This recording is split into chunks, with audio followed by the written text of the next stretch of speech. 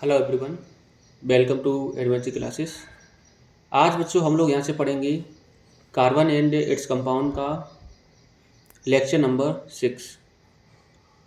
यहाँ से बच्चों हम लोग जानेंगे कि जो केमिकल प्रॉपर्टी है कार्बन कंपाउंड की वो क्या है। जैसे कि सबसे पहले हम बात करेंगे कन्वेंशन रिएक्शन की। तो कन्वेंशन रिएक्शन क्या होती है इसके बारे में सबसे पहले हम जानकारी लेंगे। धीरे धीरे हम एडिशन रिएक्शन के बारे में जानेंगे, उसके बाद सब्स्टिट्यूशन रिएक्शन के बारे में जानेंगे और लास्ट में हम लोग पढ़ेंगे सोप एंड डिटर्जेंट के बारे में। तो हमारे साथ बने रहिए, पूरा लेक्चर आज हम यहाँ से कंप्लीट करने वाले हैं और आज ही हमारे ये कार्बन एंड इट्स कंपाउंड का पूरा चैप्टर फिनिश हो जाएगा। इससे पहले हम 5 लेक्चर कर चुके हैं। अगर आप लोगों ने वो लेक्चर नहीं देखे हैं तो जाके देख लें, जिसके हमने सेपरेट एक प्लेलिस्ट बना रखी है। तो चलिए स्टार्ट करते हैं। सबसे पहले बच्चों हम लोग बात करेंगे कहें तो chemical property of carbon compound. कौन कौन सी केमिकल प्रॉपर्टी है कार्बन कंपाउंड की। सबसे पहले जो रिएक्शन आएगी वो है कन्वेंशन। क्या है बच्चों? कन्वेंशन। कन्वेंशन का मतलब होता है बच्चों कि किसी भी चीज़ को जलाना। तो लिखा है most carbon compound also release a large amount of heat and light on burning. जब भी किसी कार्बन कंपाउंड को हम जलाएंगे तो जलाने पर बहुत ज़्यादा मात्रा में हीट निकलेगी और लाइट भी निकलेगी। ठीक है। उसके बाद लिखा अगर हम मान लो ये हमारे पास मेथेन है, मेथेन को हम बर्न करें in the presence of oxygen तो क्या मिलेगा? तो यहाँ पे मिलेगा carbon dioxide CO2, water H2O, heat and light. तो जब भी मेथेन को बर्न करेंगे in the presence of oxygen तो कार्बन डाइऑक्साइड मिलेगा और वाटर मिलेगा। ठीक है। इसी तरह से इसको हमने बैलेंस करा तो यहाँ पर हाइड्रोजन कितने हैं? 4 है इधर, तो हमने यहाँ पर 2 लगाया। इधर हमारे ऑक्सीजन कितने हैं? 2 और 2 4 हो गए, तो यहाँ पर 2 लगा दिया। तो इस तरह से हमारी ये केमिकल इक्वेशन बैलेंस हो गई। अगली इक्वेशन की बात करें तो हमारे पास मान लो हमारे पास दे रखा है एथेनॉल, CH3CH2OH एथेनॉल दे रखा है। इसको जब बर्न करेंगे in the presence of oxygen तो क्या मिलेगा? फिर से वही मिलेगा हमारा carbon dioxide, water and heat और लाइट। ठीक है। तो ये हमारी रही कन्वेंशन रिएक्शन, इसको बैलेंस कर लिया। ठीक है। तो लिखा ऑक्सीडाइजिंग फ्लेम सेचुरेटेड हाइड्रोकार्बन। अगर कोई मान के चलो सेचुरेटेड हाइड्रोकार्बन है, और सेचुरेटेड हाइड्रोकार्बन हम पहले ही पढ़ चुके हैं कि जैसे कि मान लो हमारे क्या है एल्केन। क्या होंगी बच्चों? एल्केन। तो एल्केन को हम क्या पढ़ेंगे? Saturated hydrocarbon. ठीक है। जब भी सेचुरेटेड हाइड्रोकार्बन को जलाओगे तो जलाने के साथ हमेशा जो भी फ्लेम निकलेगी वो कैसी होगी? ब्लू होगी। कहें तो ये क्या होंगे? ऑक्सीडाइज होंगे। ऑक्सीडाइज का मतलब बच्चों ये है कि हमेशा बर्न करेंगे in the presence of oxygen, और यहाँ पर जो ऑक्सीजन होगी वो सही मात्रा में होगी। ठीक है। वही अगर अनसेचुरेटेड की बात करें, अनसेचुरेटेड हाइड्रोकार्बन की बात करें तो इसको हम पढ़ते हैं रिड्यूसिंग फ्लेम।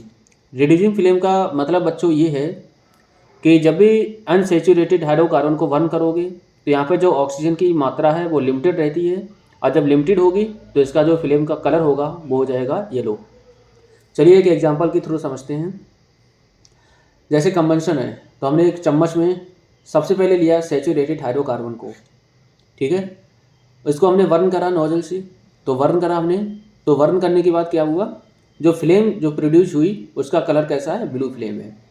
तो यहाँ से ये पता चला यहाँ पर जो ऑक्सीजन है वो सही मात्रा में अवेलेबल है। अगर सही मात्रा में अवेलेबल नहीं है ऑक्सीजन तो यहाँ पर जो कलर है ब्लू नहीं होगा। वही अगर दूसरा बात करें, हमने यहाँ पर कोई हाइड्रोकार्बन रखा जो कि कैसा है? अनसेचुरेटेड है। इसको जब बर्न करेंगे तो बर्न करने पे आपको जो फ्लेम दिखाई पड़ रही है उसका कलर कैसा है बच्चों? येलो है। तो येलो फ्लेम और ब्लू फ्लेम क्यों हो रहा है? तो बच्चों हम बता दें कि येलो फ्लेम जब लिमिटेड ऑक्सीजन की सप्लाई करी जाएगी तब जाके जो भी हाइड्रोकार्बन को बर्न करोगे तो उसकी फ्लेम कैसी होगी? येलो होगी। और जब सही मात्रा में ऑक्सीजन अवेलेबल होगी तब जाके जो फ्लेम का कलर होगा वो ब्लू होगा। बात करते हैं difference between saturated and unsaturated hydrocarbon. दोनों हाइड्रोकार्बन में क्या अंतर है? यहाँ पे लिखा है जो भी कन्वेंशन होता है वो कंप्लीट होता है, यहाँ पर जो कन्वेंशन होता है इनकम्प्लीट होता है। इसी वजह से फ्लेम का कलर जो है वो येलो होता है इधर, और यहाँ पर फ्लेम का कलर कैसा होता है? ब्लू होता है। ठीक है। तो यहाँ पर रखा हुआ है जैसे ये सैचुरेटेड हाइड्रोकार्बन है, ये अनसैचुरेटेड है। तो ये ब्लू फ्लेम के साथ जल रहा है और ये कैसा फ्लेम के साथ चल रहा है, येलो फ्लेम के साथ। क्लियर है। तो क्लीन फ्लेम होती है इसकी, और इसकी जो फ्लेम है वो कैसी होगी, ब्लैक। नो सूटी डिपॉजिट, मतलब यहाँ पर जब भी आप जलाएंगे सैचुरेटेड हाइड्रोकार्बन को तो कोई भी सूटी डिपॉजिट नहीं होगा। सूटी डिपॉजिट का मतलब है, मतलब कोई भी जब बर्तन वगैरह को, जो बर्तन वगैरह होते हैं उसके नीचे कोई कहे तो काले नहीं पड़ेंगे, मतलब कोई भी डिपोजिशन नहीं होगा। जैसे गैस का प्रयोग हम करते हैं, कुकिंग गैस जो होती है वो किसका मिक्सचर होता है, ब्यूटेन और प्रोपेन का होता है। तो वो हमारा कैसा है, सैचुरेटेड हाइड्रोकार्बन है, इसलिए क्या होता है उसका जो कंबंशन है वो फुली हो जाता है। इसी तरह से नॉन सूटी, तो इसको हम पढ़ेंगे नॉन सूटी फ्लेम। और ये जो है वो कैसी फ्लेम है, सूटी फ्लेम है। जब भी इसको जलाओगे तो क्या होगा, ब्लैक डिपोजिशन बर्तन पे हो जाएगा। ठीक है, इस तरह से। तो इसका फ्लेम कैसा है, येलो है, इसका फ्लेम कैसा है, ब्लू है। बात करते हैं रीजन फॉर इनकम्प्लीट कंबंशन।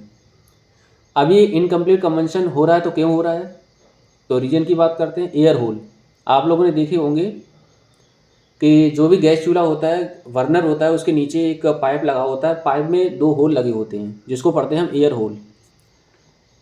वहाँ पे क्या होती है, ऑक्सीजन की सप्लाई होती है जब भी आप बर्न करेंगे।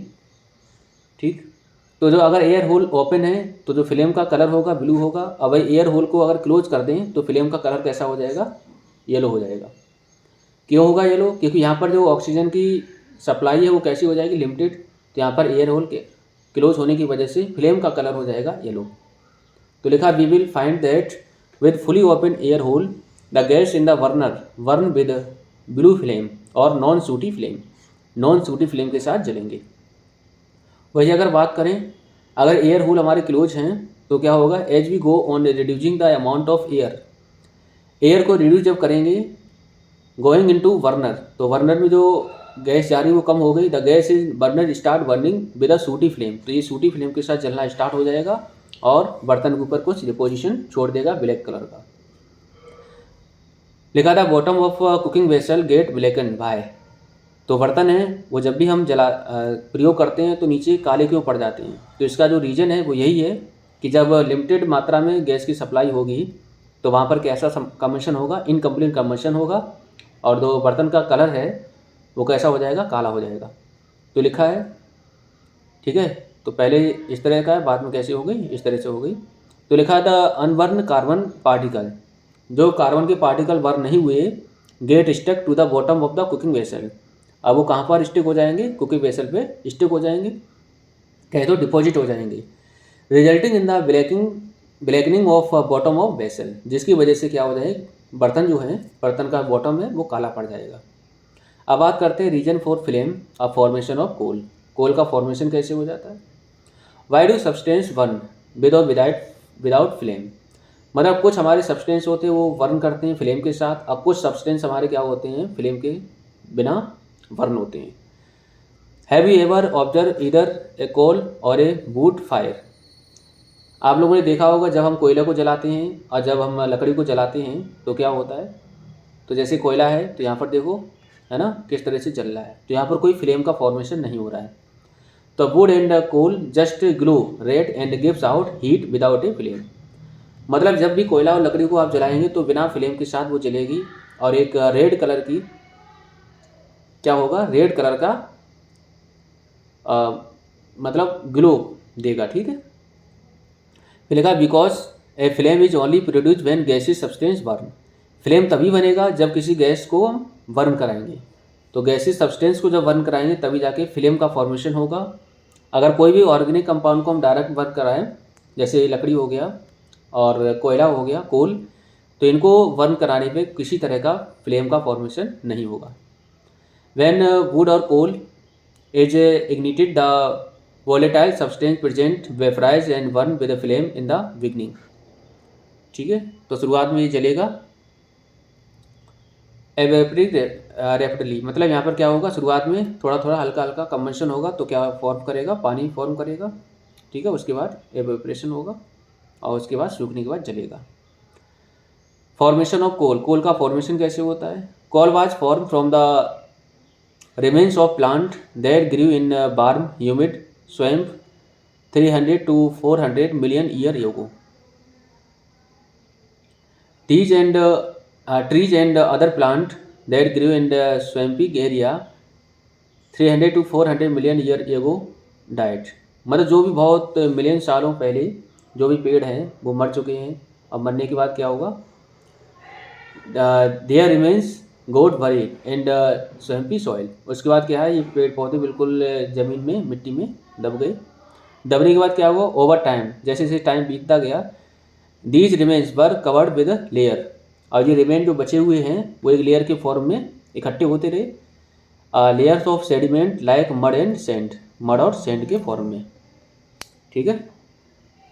उसके बाद लिखा है in low oxygen condition, low oxygen condition the buried plant material form a dark brown material called peat. अब बाद में क्या हो गया? पीट का मतलब होता है ब्लैक सॉइल. ठीक है, उसके फॉर्म में ये हो गया ब्लैक सॉइल. और ब्लैक सॉइल ही हमारा क्या होगा? ब्लैक सॉइल जो होगा वही हमारा पीट का फॉर्मेशन होगा. ठीक है, तो लेयर के फॉर्म में ये जमा होता रहेगा. Gradually more and more sediment got deposit over peat. तो पीट के ऊपर लगातार डिपोजिशन होता रहेगा. पीट was compressed between layer end of sediment and form lignite. उसके बाद जो पीट है, पीट जब लगातार कंप्रेस होगा, कंप्रेस होने के बाद ये किस में कन्वर्ट हो जाएगा? लिग्नाइट में. और लिग्नाइट ही हमारे किसका फॉर्म होगा? कार्बन कंपाउंड का. ठीक है. तो further compression resulting in the formation of bituminous coal. उसके बाद जो लिग्नाइट है वो कन्वर्ट किस में हो जाएगा? बिटुमिनस कोल में. तो ये रहा बिटुमिनस कोइल और ये रहा lignite. Even further compression resulting in the formation of anthracite. उसके बाद जो लिग्नाइट है, लिग्नाइट के बाद किस में कन्वर्ट हुआ? जी कोल में. उसके बाद क्या बनेगा? एंथ्रासाइट. और एंथ्रासाइट जो है वो प्योरेस्ट फॉर्म होता है किसका? कोल का. Purest form of coal. ठीक. अब आगे हम लोग बात करेंगे एडिशन रिएक्शन और सब्स्टिट्यूशन रिएक्शन के बारे में. सबसे पहले बात करेंगे reason for addition and substitution reaction.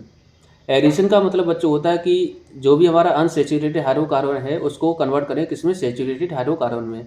Substitution का मतलब होता है कि जो भी हमारे सब्स्टिट्यूएंट होते हैं, जैसे हैलाइड ग्रुप की बात करें, क्लोरीन हो गया, ब्रोमीन हो गया, आयोडीन हो गया, फ्लोरीन हो गया, इन सब की बात करें तो ये हमारे सब्स्टिट्यूट होने के बाद एक हमारा एक कंपाउंड बनाएगा. और जो कंपाउंड है उसका नेचर क्या है इसकी हम बात आगे करेंगे. ठीक है. और एडिशन का मतलब क्या है कि यहाँ पर हम क्या कराएंगे? रिडक्शन करवाएंगे. और रिडक्शन जो होगा किसके साथ होगा? हमेशा हाइड्रोजन के साथ. मतलब हाइड्रोजन का एडिशन करा देंगे. ठीक.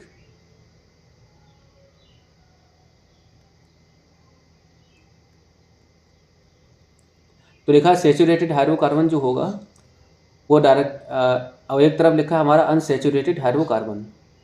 तो यहाँ पर सैचुरेटेड हाइड्रोकार्बन हम लोग पढ़ चुके हैं, जैसे कि हो गया एल्केन. एल्केन की बात करें, जब भी कार्बन और कार्बन के बीच में आपको सिंगल बॉन्ड नजर आए तो समझ जाओ वो सारे हाइड्रोकार्बन क्या होंगे? Saturated hydrocarbon. ठीक है. तो यहाँ पर दो कार्बन है, दो कार्बन के लिए हम रूट वर्ड किसका प्रयोग करते हैं? एथ. और ये हमारा कौन से ग्रुप से बिलोंग कर रहा है? एल्केन. तो हमारा यहाँ पर जो सफिक्स होगा किसका प्रयोग होगा? एन का. तो नाम क्या बनेगा? एथेन. क्लियर. इसी तरह से हम क्या करेंगे, यहाँ पर हमने क्या करा? प्लस Cl2, मतलब क्लोरीन हमने यहाँ पर ऐड कर दिया. क्लोरीन को ऐड करा. क्लोरीन को ऐड करने के बाद यहाँ पर ये सब्स्टिट्यूट हो जाएगा. सब्स्टिट्यूट होने के बाद क्या बनाएगा? ये HCl अलग निकलेगा और क्लोरीन गैस अलग निकलेगी. तो यहाँ पर ये जो हमारा सैचुरेटेड हाइड्रोकार्बन था अब क्या बन जाएगा? Unsaturated hydrocarbon. तो यहाँ पर कार्बन और कार्बन के बीच में क्या आ गया? Double bond. तो जब भी डबल बॉन्ड या ट्रिपल बॉन्ड आए दो कार्बन के बीच में तो इसको हम पढ़ेंगे अनसैचुरेटेड हाइड्रोकार्बन. इसका जो नाम होगा वो क्या होगा? Mono chloroethane. क्यों? क्योंकि यहाँ पर एक क्लोरीन है, तो एक क्लोरीन के लिए हम पढ़ते हैं मोनो, तो हो गया मोनो क्लोरोएथेन. ठीक. इसका नाम क्या होगा? एथीन होगा. क्यों? क्योंकि हमारा कौन से ग्रुप से बिलोंग कर रहा है? एल्कीन ग्रुप से. यहाँ पर एल का मतलब क्या? Root word. हमारे रूट वर्ड कितने होंगे? दो कार्बन के एटम हैं, तो दो कार्बन के लिए हम क्या पढ़ेंगे? एथ. और इन हमारा क्या होगा? सफिक्स. तो यहाँ पर नाम बनेगा एथीन. अगर इसी तरह से इसको हम क्लोरीन से सब्स्टिट्यूट कराएं तो क्या बनेगा? सब्स्टिट्यूट कराने के बाद डाई क्लोरो एथेन. अगर ट्रिपल बॉन्ड है तो हम पढ़ेंगे एथाइन. ट्रिपल बॉन्ड के लिए हम क्या पढ़ते हैं, ये हमारे कौन से ग्रुप से बिलोंग करेगा, एल्काइन ग्रुप से, तो यहाँ पर सफिक्स में क्या लगा देंगे, आइन, बाई एनी। 2 कार्बन के लिए किसका प्रयोग करेंगे, एथ, तो नाम बनेगा एथाइन। इसी तरह से क्लोरीन को हम सब्स्टिट्यूट कराएंगे तो यहाँ पे हो जाएगा डाइक्लोरोएथेन। तो saturated hydrocarbon undergo substitution reaction, they contain single bond CH which are stable, जो क्या होते हैं, स्टेबल होते हैं। ठीक है। Unsaturated hydrocarbon undergo addition reaction, unsaturated hydrocarbon क्या होते हैं, एडिशन रिएक्शन होती है, दे कंटेन डबल और triple bond which are weaker easier to break. मतलब अनसैचुरेटेड हाइड्रोकार्बन को आसानी से हम ब्रेक कर सकते हैं क्योंकि ये वीकर होते हैं, तो ब्रेक करना आसान है। ठीक है। और ये हमेशा डबल बॉन्ड और ट्रिपल बॉन्ड कंटेन करेंगे। आगे बात करते हैं एडिशन रिएक्शन के बारे में। तो एडिशन रिएक्शन का मतलब बच्चों ये है कि जो तुम्हारा अनसैचुरेटेड हाइड्रोकार्बन है, इसमें हम कैटलिस्ट का प्रयोग करें हाइड्रोजन का, और ये कन्वर्ट हो जाए किसमें, सैचुरेटेड हाइड्रोकार्बन। एडिशन का दूसरा नाम जो होगा वो होगा हाइड्रोजनेशन। क्या होगा, हाइड्रोजनेशन।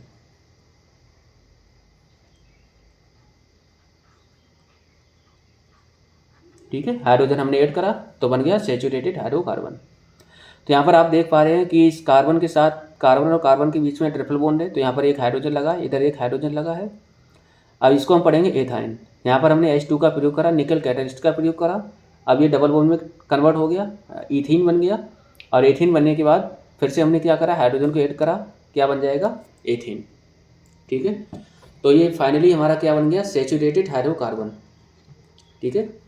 तो एडिशन रिएक्शन का मतलब यही है कि जो भी तुम्हारा अनसैचुरेटेड हाइड्रोकार्बन है उसको हम कन्वर्ट कर दें किसमें, सैचुरेटेड हाइड्रोकार्बन में। ठीक। The addition of hydrogen to an unsaturated hydrocarbon to obtain a saturated hydrocarbon is called hydrogenation. तो ये वाली रिएक्शन को हम नाम क्या देंगे, हाइड्रोजनेशन।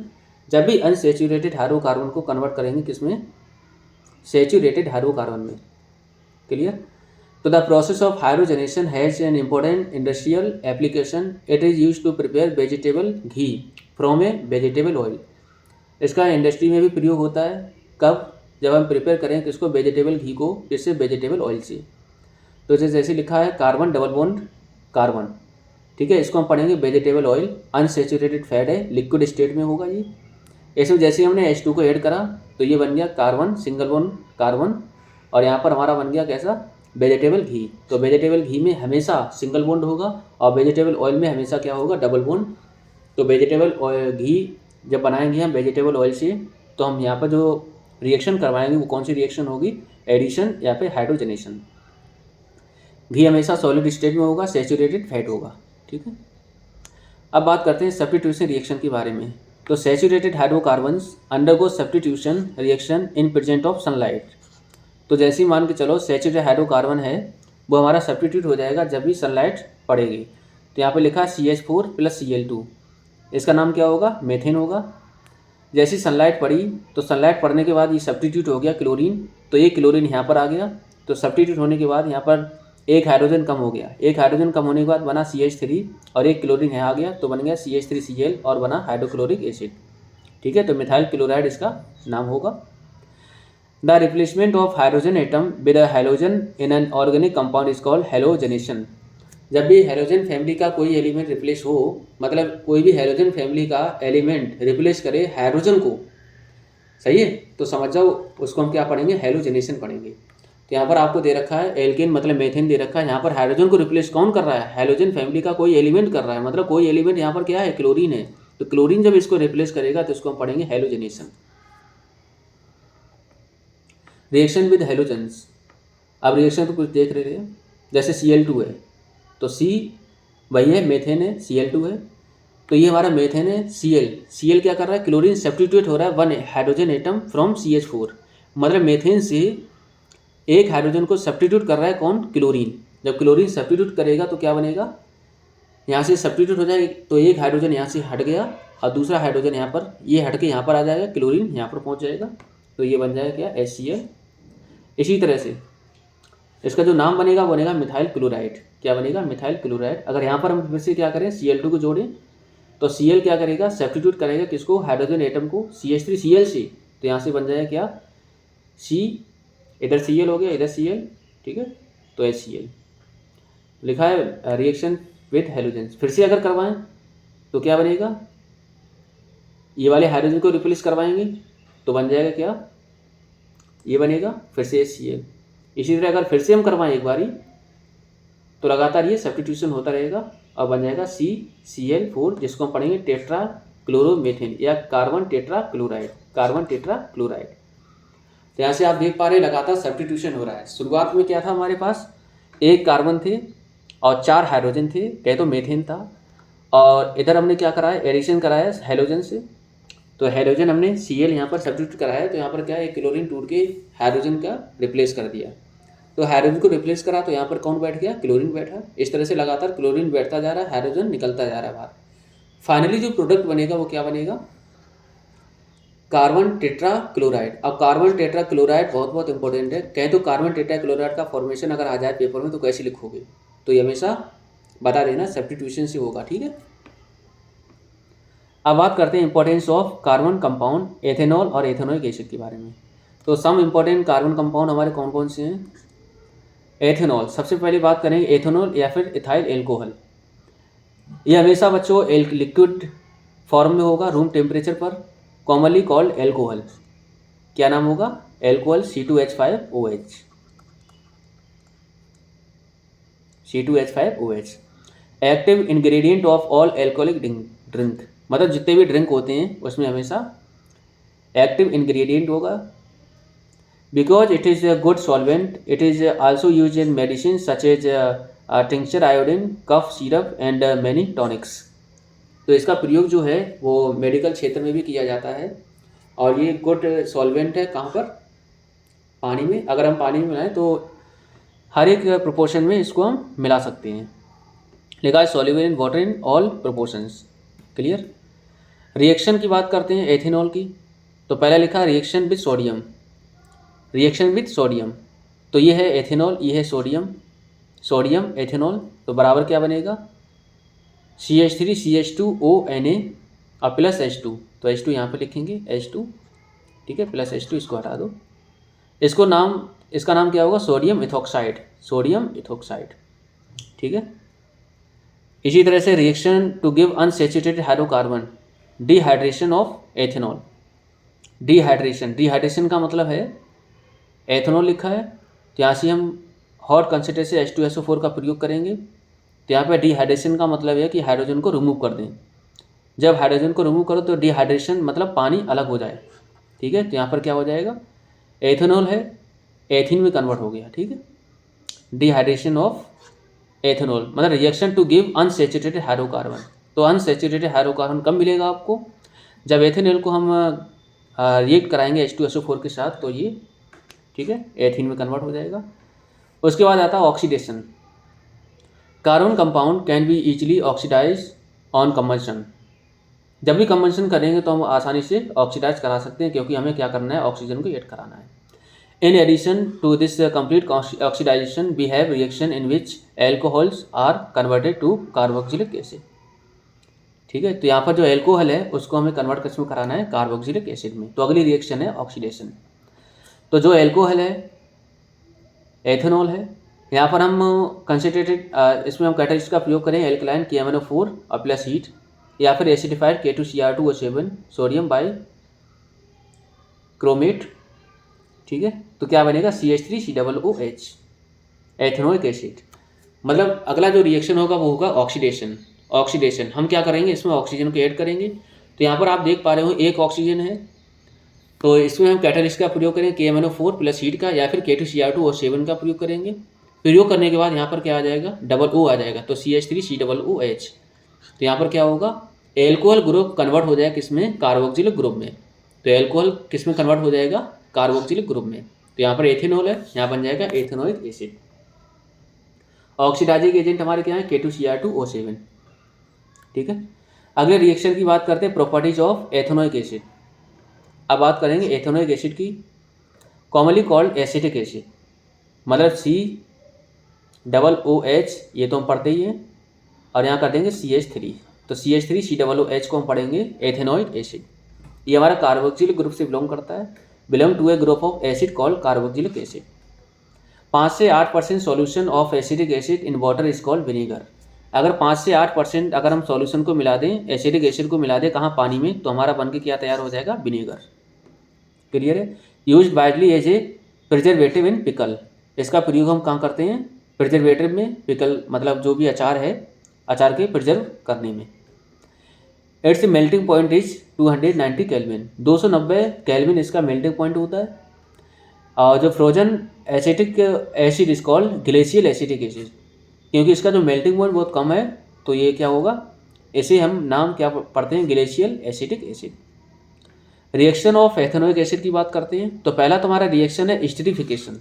क्या है, एस्टरीफिकेशन।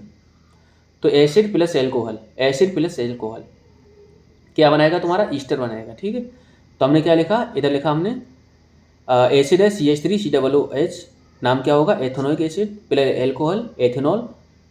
ठीक है, तो क्या बन जाएगा, CH3COO, ठीक है, CH2CH3, इसका नाम होगा ईस्टर।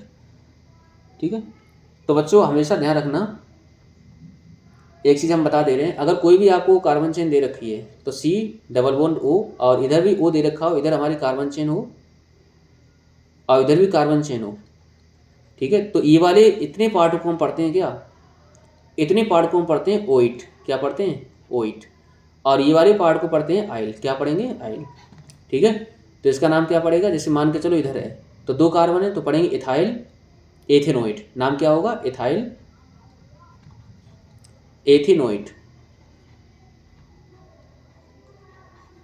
और या फिर पढ़ो ईस्टर। ठीक है, तो ईस्टर का जो जनरल फार्मूला है वो क्या होगा, C डबल बॉन्ड O और सिंगल बॉन्ड O इधर हो, और ये वाले को हम पढ़ते हैं क्या, आइल, और इसको पढ़ेंगे हम ओइट। ठीक है, एल के नोइट कैसे, और इधर हम पढ़ेंगे एल्काइल। ठीक है, तो यहाँ पर इधर कितने कार्बन है, 2 कार्बन है, 2 कार्बन के लिए क्या पढ़ेंगे, ethyl.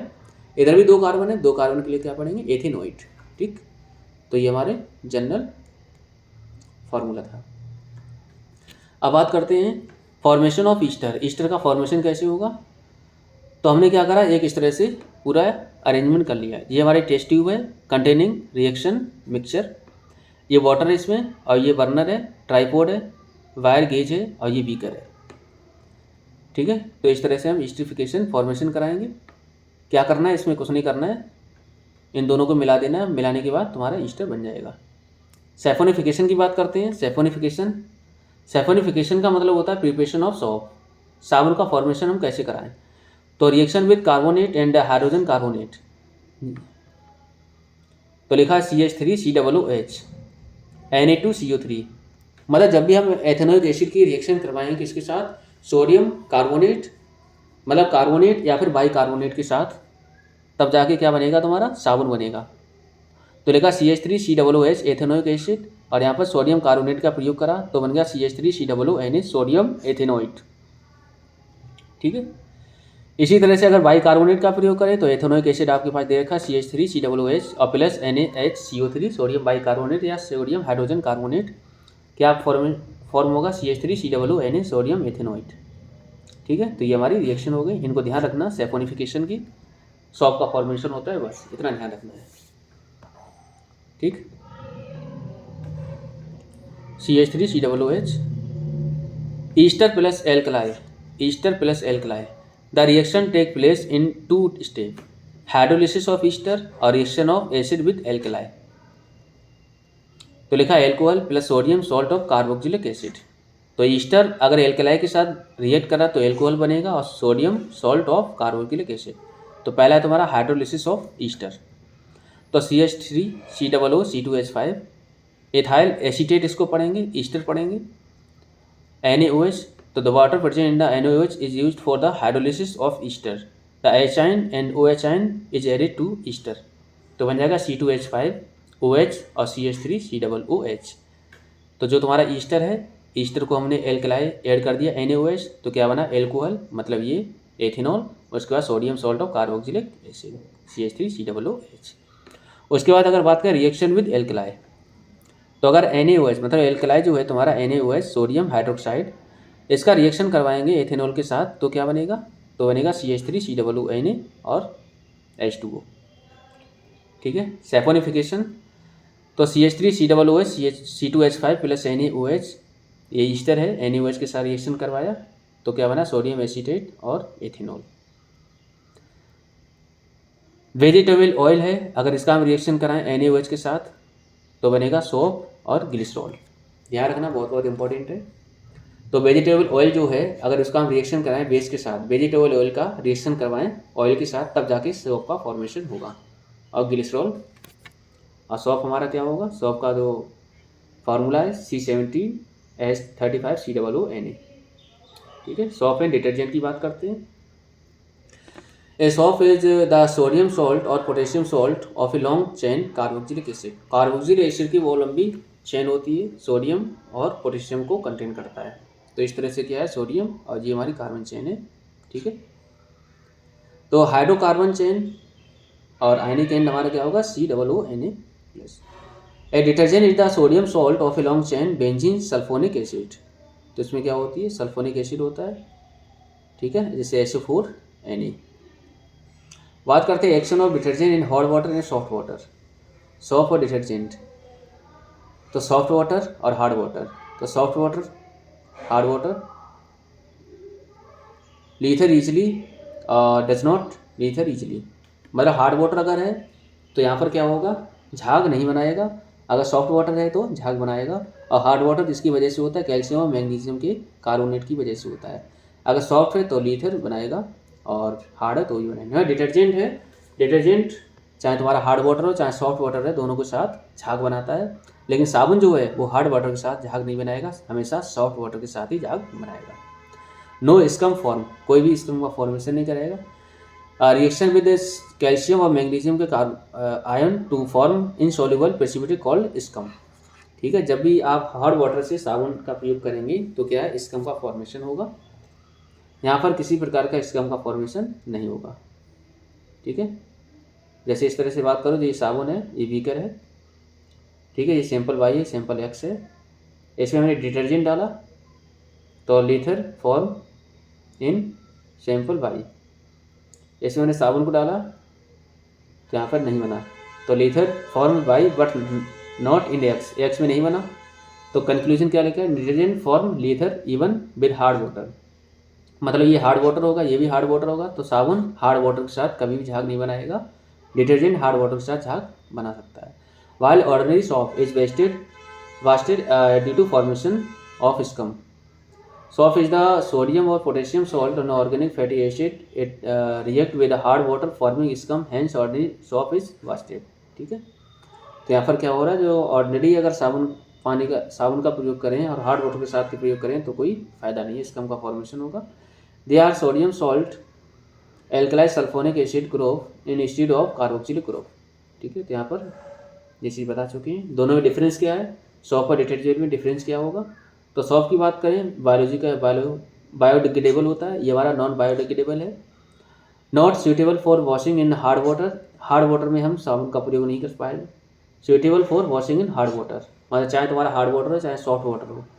Relatively week cleaning action, इसकी जो क्लीनिंग एक्शन होती है क्या होती है, वीक होती है। इसकी क्या होती है, ज़्यादा होती है, स्ट्रॉन्ग होती है। सोप एंड डिटर्जेंट, माइसिल का फॉर्मेशन की बात करें तो यहाँ पर सोप मॉलिक्यूल होते हैं। सोप मॉलिक्यूल एक होता है हाइड्रोफिलिक एंड, एक होता है हाइड्रोफोबिक एंड। हाइड्रोफिलिक का मतलब होता है कि जो पानी से प्यार करे, एक होता है हाइड्रोफोबिक जो पानी से दूर भागे। तो फॉर्मेशन ऑफ माइसिल कैसे होगा, तो जैसे माने चलो ये बना हमारा हाइड्रोफिलिक, तो हाइड्रोफिलिक क्या करेगा और हाइड्रोफोबिक क्या करेगा। तो इस तरह से ये ऑयल ड्रॉपलेट है, ऑयल ड्रॉपलेट है, तो यहाँ पर क्या होगा, मिट्टी के कण जो होते हैं उसको लेके और मिट्टी के कण जो हैं उसको बाहर निकालेगा और यानी जो हाइड्रोफिलिक एंड है वो दूर भागेगा, हाइड्रोफोबिक एंड जो है वो इसके पास आएगा। ठीक है, तो पानी की तरफ कौन जाएगा, हाइड्रोफिलिक, और पानी से दूर कौन जाएगा, हाइड्रोफोबिक। तो ये बनेगा हाइड्रोफोबिक। ठीक है, आगे बात करते हैं effect of soap in cleaning. तो पहले लिखा है ग्रीस और डर्ट, मान लो ग्रीस और डर्ट यहाँ पर है। उसके बाद क्या है, हाइड्रोफिलिक एंड, तो हाइड्रोफिलिक एंड ये है और हाइड्रोफोबिक एंड ये है। तो हाइड्रोफोबिक एंड वहाँ पर अटैक करेगा, हाइड्रोफोबिक एंड गया। जाने के बाद and cleansing the hydrocarbon tail attach itself to oily dirt tend to lift off from the dirty surface and dissociate into fragment. तीसरे में क्या होगा, ये बिल्कुल दूर भागना स्टार्ट हो जाएगा. This give an opportunity to other tail to stick to oil. मतलब और भी जो वाटर के मॉलिक्यूल होंगे उनके टेल को क्या करेगा, अपॉर्चुनिटी देगा कि तुम भी वहाँ से डर्ट को लेके आओ. तो इस तरह से क्या होगा, उसके बिल्कुल क्या करेगा, उसको गोल गोल बना देगा. The solution now contain small globules of oil surrounding by detergent molecule. The detergent के मॉलिक्यूल के द्वारा वहाँ क्या बना देगा, एक ग्लूबल बना देगा. The negatively charge head present in water prevent the small globule from coming together and form aggregate.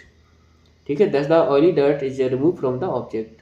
इस तरह से क्या होगा, जो भी ऑयल होगा वो बिल्कुल दूर हो जाएगा. तो यहाँ पर आपको केवल यही ध्यान रखना है, दो एंड होते हैं, एक होता है हाइड्रोफोबिक, एक होता है हाइड्रोफिलिक.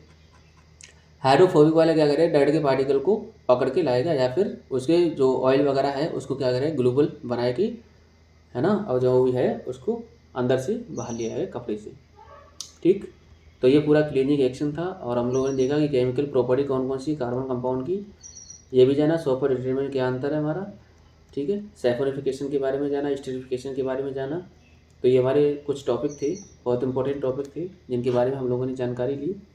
ठीक है, वेजिटेबल घी कैसे बनता है वेजिटेबल ऑयल से, ये भी हमने जाना. कॉल का फॉर्मेशन कैसे होगा, तो बहुत सारी जानकारी हम लोगों ने यहाँ से ले ली. ठीक है, तो यहाँ पर हमारा कार्बन एंड इट्स कंपाउंड वाला चैप्टर बिल्कुल फिनिश हो गया. ठीक है, इसी तरह से आपको वीडियो लगातार मिलते रहेंगी, बने रहिए हमारे साथ. तो पढ़ाई करते रहें. All the very best. Thank you.